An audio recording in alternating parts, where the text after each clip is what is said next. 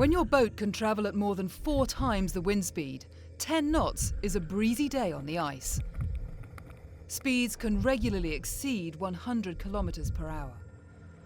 Propelled feet first, on your back in an open cockpit, with precious little suspension, you feel like you're approaching the sound barrier.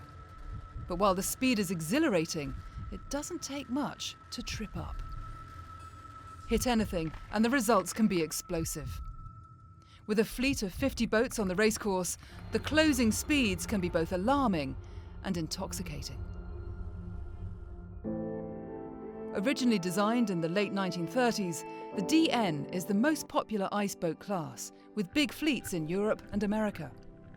With 3 skates, 1 control line and a tiller to steer with, the DN is a simple boat. But creating a fast one is a technical challenge and an irresistible test for some of the world's best sailors, including those with Olympic experience. Former Finn sailor David Howlett coached 3 teams to 5 Olympic gold medals, including Ben Ainslie. But now, after 24 years of working towards other people's success, he's using his spare time to work on his own. And to switch to racing a DN, where one of the first hurdles was dealing with the big increase in speed. My maximum so far during a race is 55.5 knots. Maximum anybody ever talks is 138, 140 kilometres an hour, which is 69, 70 knots. But I mean, I've done whatever 56 knots in probably 20 knots of wind.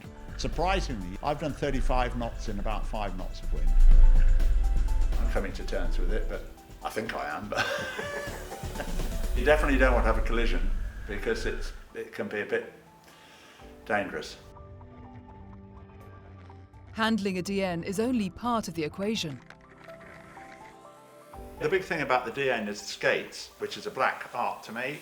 So this is a normal skate for with no snow on the track.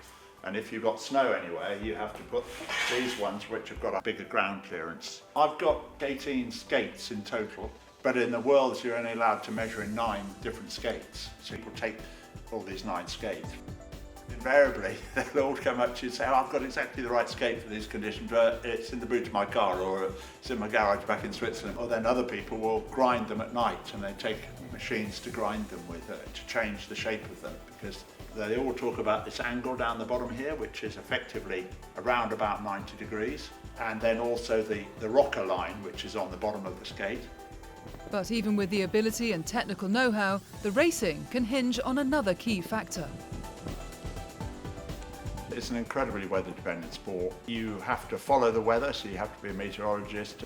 And it is frustrating because you could get somewhere and then find that you can't go. You're trying to find ice, deep, enough ice to carry all the people, enough ice which is going to stay there for the week, while we're hoping you're going to be there for the week, a forecast which hasn't got too much snow about to fall, and having some wind. And very difficult to find those circumstances. But find them they will, driven by an addiction for fleet sailing at double-figure speeds.